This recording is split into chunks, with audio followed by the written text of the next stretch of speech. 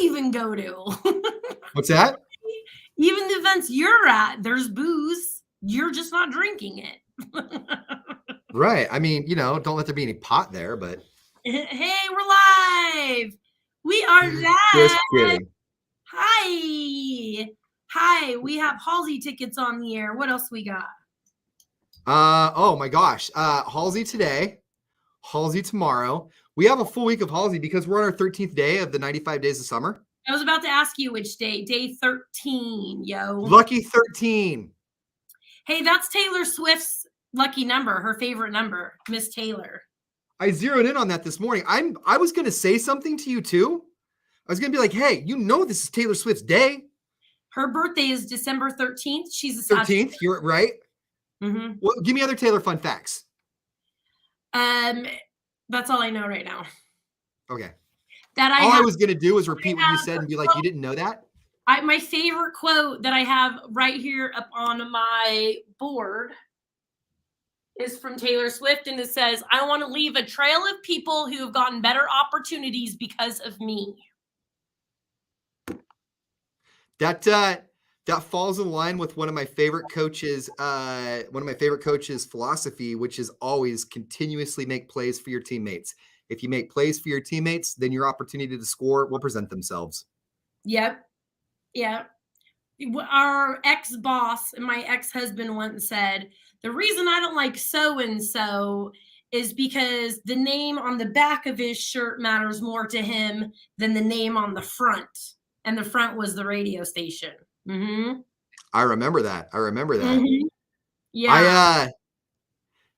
God, when you think about it, I mean, think about back to when you were doing team sports. I'm going to pat myself on the back here. When I think about team sports, I've never been like the star on any team I've ever been on, but I've always, like, if there's minutes to be had or playing time to be had, I always got the most playing time because I also kept that same philosophy.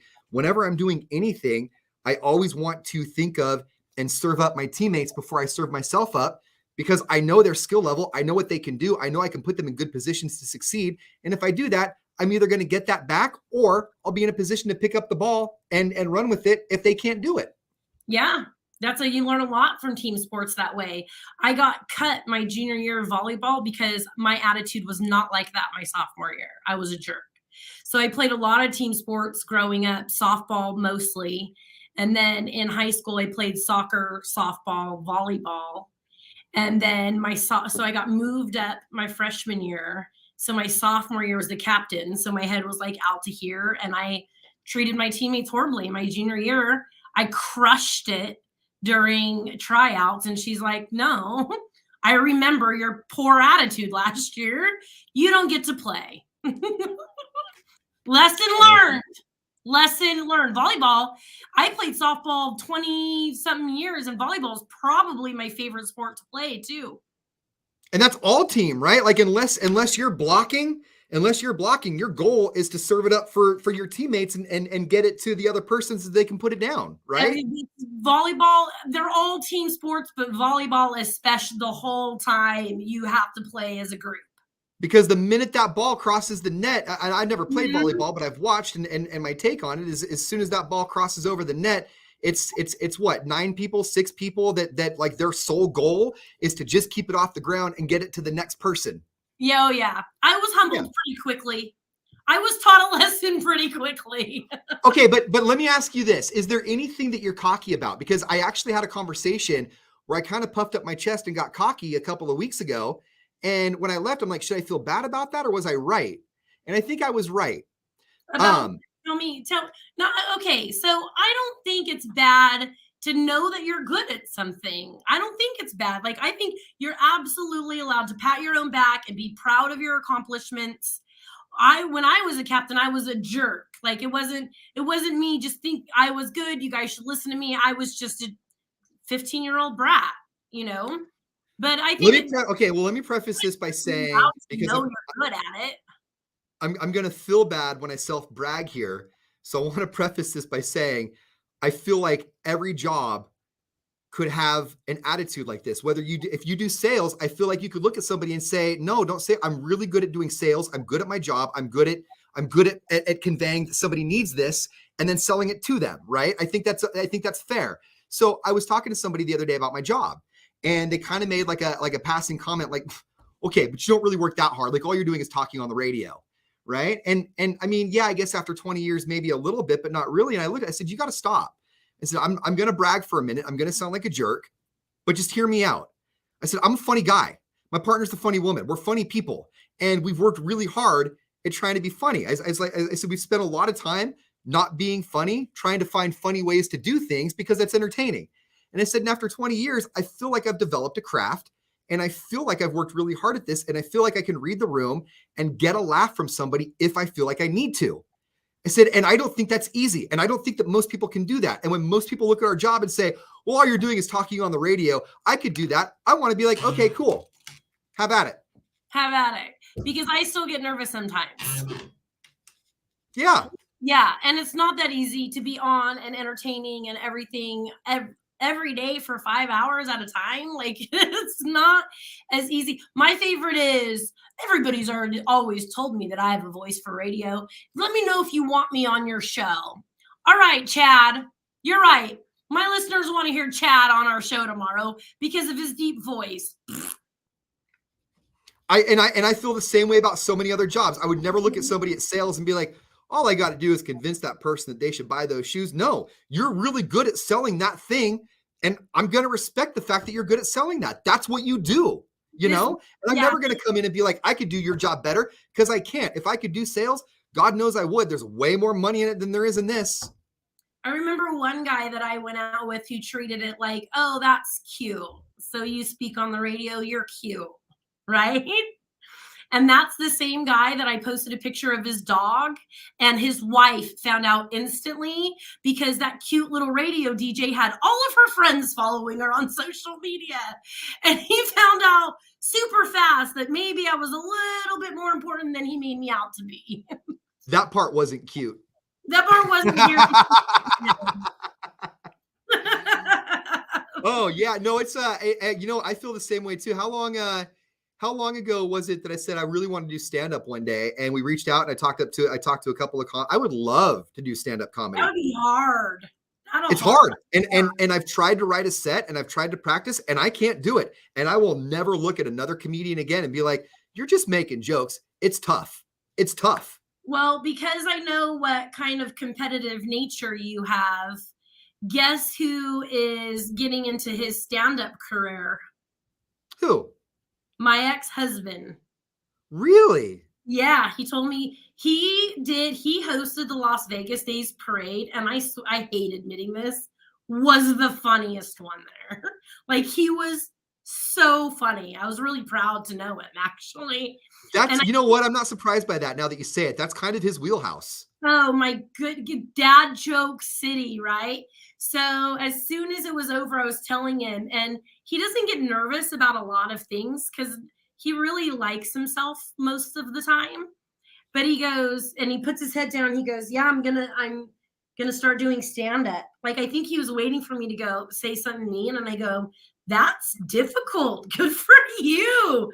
Good for you. Because, you know, he doesn't like being mocked or made fun of or anything. So I was like, how about you do it for a while and then I'll come support you, because that'll make me uncomfortable. I mean, when you say it, I see it. There's no part of me that's like, are you sure he wants to do that? That's because we've done events with him. That's kind of his wheelhouse. He can get up there and rattle off a dad joke or rattle off a pun like it's nobody's business. Your superpower, I think you would be great at stand-up, so I'm not trying to like sway you in a different way.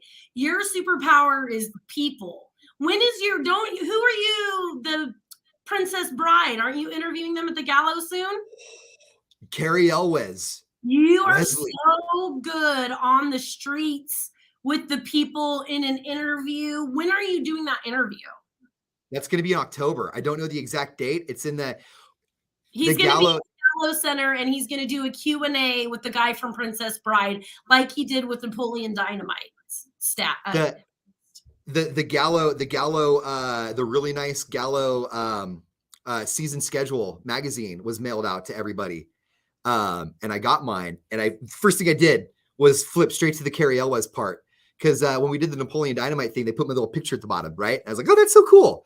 And so I Yeah. flipped to the Carrie Elwes thing, and right down there, little itty bitty tiny, was me. And it's like the most proudest moment I've ever had, because I love that movie so much. And I swear to God, Madden, and this isn't me being like dramatic or over exaggerating, but between Napoleon Dynamite and Carrie Elwes from Princess Bride, for me, career wise, those are two things where it's like, is this even my job right now? Like, I can't believe I get to do this, you know? Yeah, I'm not making fun. Those are both I'm grateful for a lot of things we've been able to do because of this career.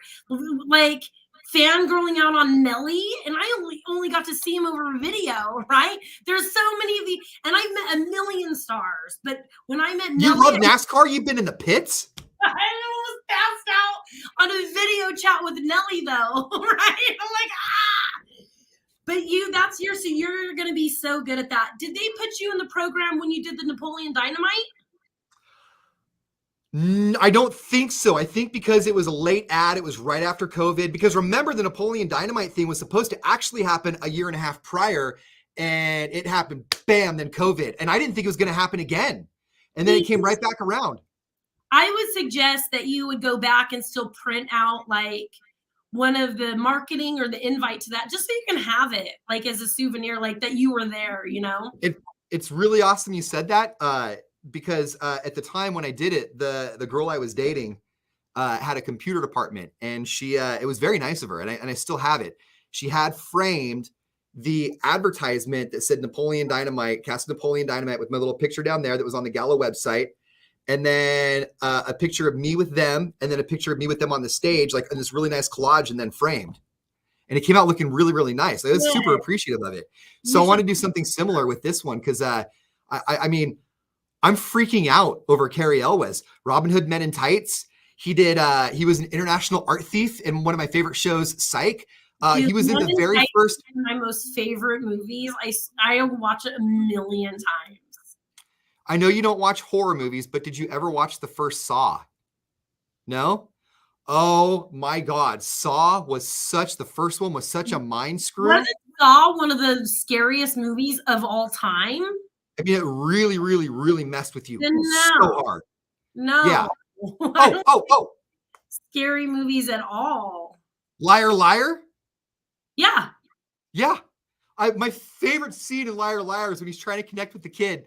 He's like, hey, oh, Max, yes! Watch out. It's the claw. The claw's coming to get you. Max, watch out for the claw. Her mom's like, I bet if you mention that, he'll be like, whoa, didn't see that coming. Like most people probably just talked to him about Princess Bride and Men in Tights. As soon as he comes out, the very first thing I'm going to say is, hey, Carrie, watch out. It's you know the who claw. I think would probably enjoy that Q&A, Pops. I bet my dad and my mom would love that Q&A. Oh, I hope they go. I'll see what I can do. That'd be awesome. My dad loves you. And Men in Tights is hands down one of his top 5. I bet he would go. And my mom loves The Princess Bride. Your dad's one of my favorite people. Like, as far as people with good souls go, he's a pretty cool guy. He's a pretty cool guy. You left out the dad department there for sure. And we texted him and we're like, so you're not bringing us coffee today? Lazy. You know what? Honestly, because your dad is so nice, I think that sometimes he feels obligated to do some things because he's done them before. Then he's like, well, they're probably expecting it now. I don't even know if he got a hip replacement or if he was just tired of getting coffee and that was his only way out. if he just felt too bad to be like, I don't want to get coffee anymore. So he went for the most extreme thing possible. He's like, I can't get coffee. It's a hip replacement. It's a whole hip replacement. Right. All right, guys, we have Halsey tickets on the air, the day 13 of our 95 days of summer. So we still have a lot of cool stuff that we're giving away. 82 days left, just in case you're wondering. That's math. He's good at math. All right, bye.